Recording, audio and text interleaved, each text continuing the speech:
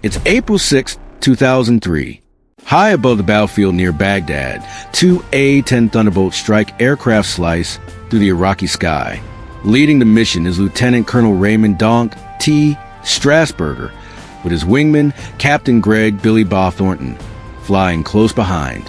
The pair is conducting a reconnaissance mission to support coalition forces on the ground, but something is very wrong.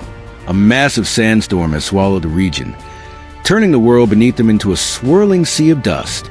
From their vantage point, the Warthogs can't see a single trace of the fighting below. As the aviators circle, searching desperately for a gap in the storm, an urgent call crackles through the radio, and it's not the kind they want to hear. Their friend, First Lieutenant John Cope-Loker, sends a chilling message. Task Force 2 to 69 is pinned down at Muthanna Bridge, taking relentless fire from the 1st Hammurabi Republican Guard Armored Division. T-72 tanks are hammering them from across the Tigris River. The Americans are exhausted, low on supplies, and unable to strike back. If the Iraqis cross the bridge, it's over for us. We need help. Are you ready? Yeah. Without hesitation, the two A-10s roll inverted and dive straight into the raging sandstorm, into conditions no pilot would willingly enter. Visibility is nearly zero, but lives are on the line. Down below, Iraqi infantry suddenly bursts from cover and unleashes a storm of gunfire on the trapped American troops. Cope ducks as rounds crack overhead. Donk, we need you now. I mean right now. Through the radio, Donk and Billy Bob can hear the chaos. Gunshots, explosions, and frantic shouting. Then, through the murk, the dark silhouettes of Baghdad's buildings materialize as the Warthogs level out low over the city. What a lovely day. One of them quips, breaking the tension. The Tigris River appears like a dark ribbon through the storm, and they follow it north, racing toward the fight, buildings streaking past on both sides. On the ground, Coke shoulders his rifle and fires at muzzle flashes slicing through the haze. He multitasks under unimaginable pressure, shooting with one hand, relaying critical intel with the other. I confirm, no friendlies east of the bridge. The A-10s tear toward their objective. As Coke's transmissions grow more urgent, the outline of the Muthanna Bridge finally emerges. Break left. Billy Bob swings out, giving Donk space to line up the attack. Donk roars past the bridge, engines thundering overhead. Below, Iraqi troops yell, "There's planes!" As the battlefield erupts into motion, Donk glances back, searching for the target, but the swirling storm swallows the ground before he can identify anything. He needs a way for Coke to confirm his position. I'm dropping a mark. Donk selects his smoke rockets, swings the jet back into alignment with the river and the bridge, and prepares to paint the battlefield for his friend below. Iraqi 23mm guns versus Warthogs. This time, the Iraqis are ready. Lines of 23mm anti-aircraft fire scream into the sky, carving bright arcs straight toward Donk's A-10. Shorter bursts. Got it. A stream of tracers slices past his jet, but Donk holds a line. He dives to the bridge's eastern base and squeezes the trigger. Nothing. The rockets malfunction. Damn it!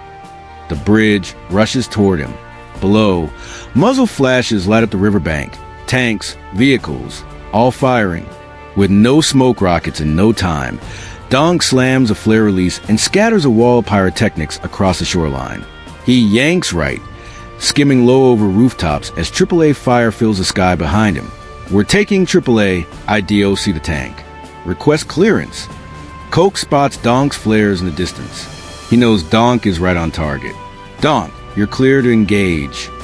Copy, engaging. Donk swings back around, this time with real firepower. Iraqi gunners sweep the haze, cranking their guns wildly as the silhouette of his Warthog emerges from the murk. Tracers chase him, missing by feet. Donk doesn't flinch. Through the storm of fire, he sees the enemy, tanks, APCs, and a BMP charging the bridge. He centers the reticle and fires. The Ju-8 growls. The BMP disintegrates. Donk blasts over the enemy lines, AAA reaching for him from below. I've got tanks on the circle, Bob. Suddenly, warning lights flood his dash. He thinks he's hit. He pulls away, checks fuel engine, controls. Everything is normal, except one thing. The ballistic computer is dead. No smart reticle. He sighs. Bob, you're up? Billy Bob doesn't hesitate. Demob 7-2 in hot from the south. He drops through the haze, lines up on the river, and locks onto a T-72. A torrent of 30mm rounds tears into the tank. Sparks explode, fire erupts, and the T-72 dies where it stands. I got that sucker, west edge of the circle, boss. Donk still can't revive the computer, but he has the old-school crosshair. It's not perfect, but 3,900 rounds per minute can fix a lot of problems. Going in, he dives back into the chaos. Tracers whip past his canopy, targets flash below, and he drops the crosshair on them. The cannon roars, tearing the ground apart. He rockets through the smoke, unsure of the damage. Cleared hot. Billy Bob races down the river for his second pass. With no new targets, he drops a burst into the wrecked tank and rolls inverted. Through the firelight, he spots an AA gun, supply trucks, and another T-72 charging across the river. He wants to shred the anti-air guns, but one tank shell could kill American troops. Mission comes first. Second T-72, east side of the roundabout. Am I clear back in? You're clear. Bingo, fuel problem. Billy Bob dives again, while Donk watches the fuel. They're hitting bingo, the minimum to get home, but that number was set before the mission got crazy.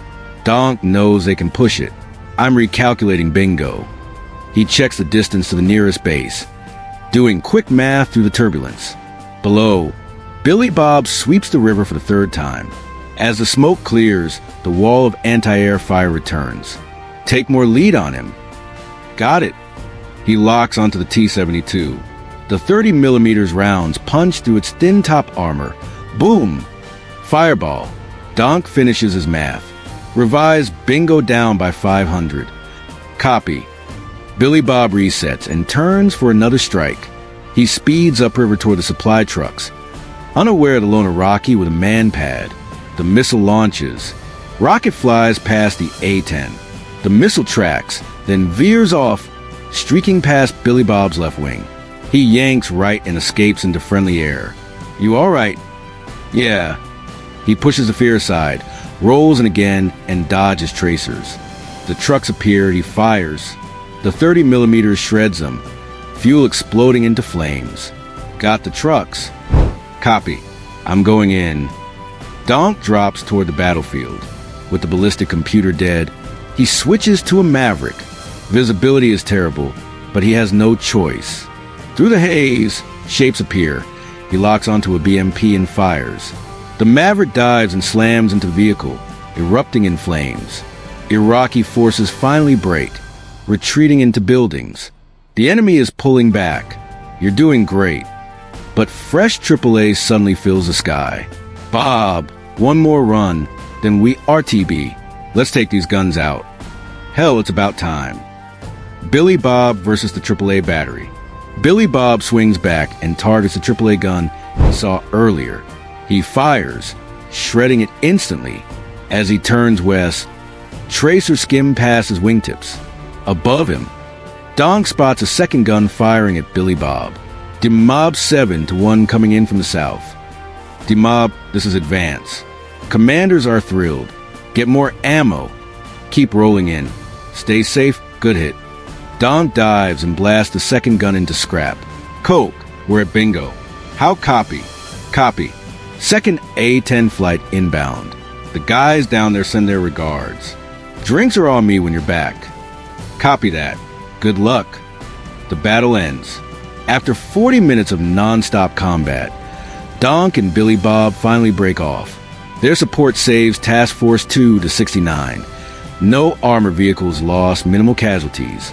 For their heroism under brutal conditions, Raymond, Donk, Strasburger and Billy Bob, Thornton earned the Silver Star, and John Koch, Bloker receives a Bronze Star and the Air Force Commendation Medal of Valor. All of them make it home.